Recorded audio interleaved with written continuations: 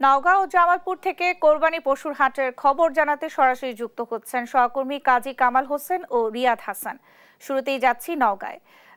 কামাল, হাটে ক্রেতাদের ভিড় কেমন দেখছেন বা দরদাম কেমন, বিস্তারিত জানাবেন। ন্যান্সি, আমি এখন দাঁড়িয়ে আছি নওগাঁর মহাদেবপুর উপজেলার মাতাজি হাটে। এখানে মোটামুটি 11টার পর থেকে গরুর হাট জমতে শুরু করেছে। গোটা হাট এই মুহূর্তে মোটামুটি কানায় কানে পূর্ণ হয়েছে। ক্রেতা বিক্রেতার দরদামে মুখরিত হয়েছে।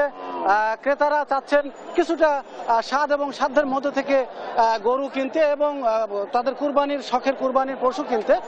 পাশাপাশি বিক্রেতা যারা আছেন তারা চাচ্ছেন তাদের প্রিয় গবাদি পশুটাকে সর্বোচ্চ দাম দিয়ে কেনার চেষ্টা করছেন। এই জন্য বলতে গেলে ডাক হাঁকে দাম দরে বেশ মুখরিত হচ্ছে আজকের এই মাতাজি হাট। এখানে আমি মোটামুটি গোটা হাট আমি ঘুরে দেখেছি এবং হাটের সার্বিক পরিস্থিতি নিয়ে যদি বলি, এখানে গরু পরীক্ষা নিরীক্ষার জন্য এখানে ডাক্তার রয়েছে, আইন শৃঙ্খলা বাহিনীর জন্য পুলিশ বাহিনী রয়েছে, বিশেষ করে নিরাপত্তা বাহিনীর সবকিছু মিলে বেশ ভালো একটা পরিবেশ হচ্ছে এবং এখানে গরু মাঝারি জাতের গরু এখানে কেনা বেচা হচ্ছে। আমি একজন ব্যক্তির সাথে কথা বলার চেষ্টা করব যে আসলে এখানে সার্বিক পরিস্থিতি কেমন গরু কেনা বেচা হচ্ছে এবং ক্রেতা বিক্রেতা আসলে কি বলছেন আর কি। ঈদ উপলক্ষে গরু এখনো বেচা কিনা শুরু হয় নাই। এই অঞ্চলে ধান কাটা শুরু হচ্ছে। মোটামুটি ধান কাটা শেষ হলে আমরা আশা করতেছি সামনে হাট থেকে কুরবানির হাট লাগবে আর কি। তাতে ক্রেতা ও বিক্রেতা উভয় পক্ষেরই ভালো হবে। এখন বিক্রেতারা আসছে কিন্তু ক্রেতা তুলনামূলক কম আর কি।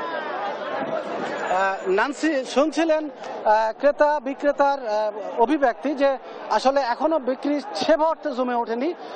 সার্বিক প্রেক্ষাপটে মোটামুটি আরো কিছুদিন যেহেতু ঈদের সময় আছে, কুরবানির সময় আছে, সুতরাং ক্রেতারা আরো একটু যাচাই বাছাই করে তাদের প্রিয় কুরবানির পশুটি কেনার চেষ্টা করছে। নওগাঁয় ছোট বড় মিলে প্রায় 38,573টি খামার রয়েছে এবং এই খামারে প্রায় 7,88,000 গবাদি পশু রয়েছে। দেশের জেলার অভ্যন্তরীণ বাজারে চাহিদা রয়েছে প্রায় 4 লক্ষ এবং জেলার বাইরে বিক্রয়যোগ্য গবাদি পশু রয়েছে আরো প্রায় 4 লক্ষ গবাদি পশু বিক্রি করা হবে। তো ন্যান্সি, নওগাঁ থেকে, নওগাঁর কুরবানির হাট থেকে এই ছিল আমার কাছে সর্বশেষ তথ্য।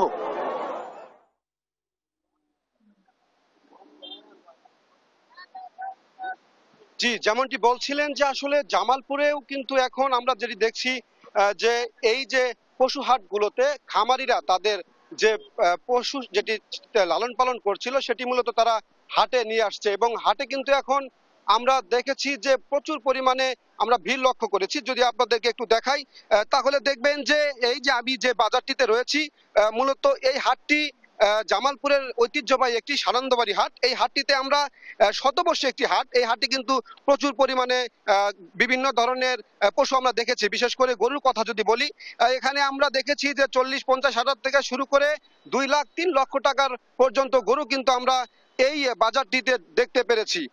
আমরা যেটি একটু যদি আপনাদেরকে বলে দেই যে এই বছর জামালপুর জেলায় কিন্তু যে পরিমাণে পশু কুরবানির জন্য তৈরি করা হয়েছে সেটি যদি আপনাদের একটু বলে দেই তাহলে যে এখানে মোট 11,000 খামার রয়েছে, তাতে 1,02,465টি পশু কিন্তু কুরবানির জন্য প্রস্তুত রয়েছে, যা গত বছরের তুলনায় প্রায় 5,000 বেশি।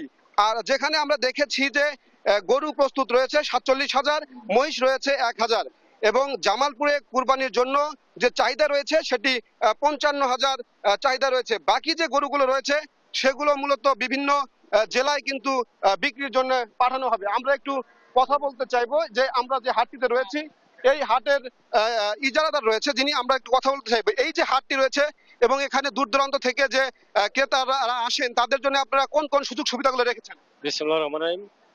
বিভিন্ন ব্যাপারীদের দূর দূরান্ত ব্যাপারীদের জন্য আমরা খানান্দরি সোনালী ব্যাংক আছে, টাকা অর্থনৈতিক লেনদেনের জন্য ডাচ বাংলা ব্যাংক বিভিন্ন বিকাশের মাধ্যমে তারা টাকা উত্তোলন করে পারে।